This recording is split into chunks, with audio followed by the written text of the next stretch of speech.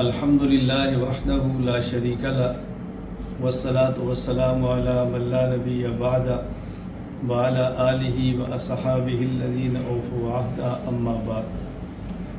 اللہ تعالیٰ کا شکر ہے کہ حضور اکرم صلی اللہ علیہ وسلم کو اللہ تعالیٰ نے آخری نبی بنا کر بھیجا اور قیامت تک آنے والے تمام اہم اور غیر اہم مسائل کے لیے حضور اکرم صلی اللہ علیہ وسلم نے بنیادی رہنمائی فرما دی ہے۔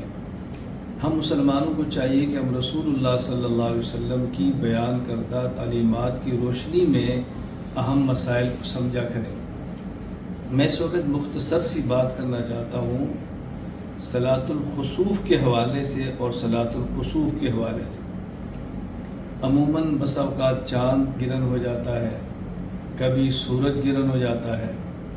آج ہماری معلومات کے مطابق پوری دنیا میں شاید چاند گرہن ہو اور پاکستان میں ممکن ہے آج 7 ستمبر رات کو 8 بجے ہو۔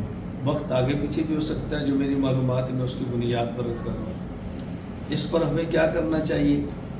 حضور اکرم صلی اللہ علیہ وسلم کے دور میں ایک مرتبہ سورج گرہن ہوا، نبی کریم صلی اللہ علیہ وسلم نے بہت لمبی نماز پڑھی۔ حدیث باغ میں فصلى بأطول قیام ورکوع وسجود، لمبا قیام، لمبا رکوع، لمبا سجدہ۔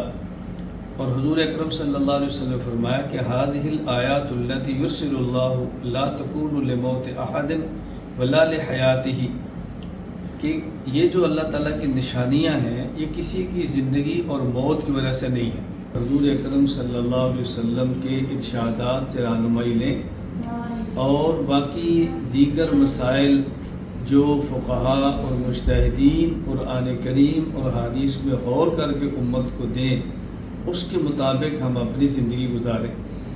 میں آج کی مجلس میں نہایت اختصار کے ساتھ چاند گرہن کے حوالے سے 5 باتیں عرض کرنا چاہتا ہوں۔ چاند گرہن کے موقع پر ہم مسلمانوں کو 5 چیزوں کا اہتمام کرنا چاہیے۔ نمبر 1، نماز ادا کرنا، چونکہ رسول اکرم صلی اللہ علیہ وسلم نے اس موقع پر لمبی نماز ادا فرمائی ہے۔ نمبر 2، دعا میں مشغول ہونا، کہ اللہ تعالیٰ سے انسان مانگے کہ اللہ تعالیٰ اس عمل کو خیر کا ذریعہ بنائے اور شرور سے ہمیں محفوظ رکھے۔ نمبر 3، اپنے گناہوں سے توبہ اور استغفار کرنا، چونکہ یہ سورج گرہن اور چاند گرہن اللہ کی نشانیاں ہیں جو صرف بندوں کو ڈرانے کے لیے ہیں، کہ بندے یہ ذہن بنائیں کہ سورج اور چاند کا روشن ہونا یہ بھی اللہ کے روشن کرنے کی وجہ سے ہے، اور ان کا بے نور ہونا یہ بھی اللہ کے بے نور کرنے کی وجہ سے ہے۔ دنیا کی کوئی طاقت نہ ان میں روشنی ڈال سکتی ہے، نہ ان کو بے نور کر سکتی ہے۔ تو ہم اپنے گناہوں سے توبہ استغفار کریں کہ اللہ تعالی ہمارے اندر سے نور ایمان ختم نہ فرما دے۔ نمبر 4، فکر آخرت پر توجہ دینا، آخرت کی تیاری کریں۔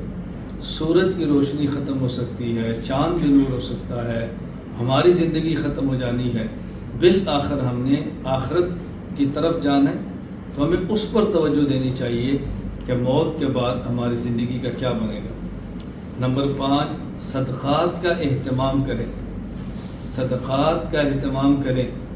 اللہ کے راستے میں خرچ کرنا، کسی غریب پر، کسی مسکین پر، کسی بیوہ پر، کسی مستحق پر یا کسی بھی دینی کام پر اللہ کے غضب کو ٹھنڈا کر دیتا ہے۔ ہم اس موقع پر ان 5 چیزوں کا اہتمام کریں۔ نمبر 1، نماز ادا کریں، وہ بھی جماعت کے ساتھ نہیں، اکیلے۔ نمبر 2، اللہ سے دعا مانگیں۔ نمبر 3، اپنے گناہوں سے توبہ کریں۔ نمبر 4، آخرت کی فکر پیدا کریں۔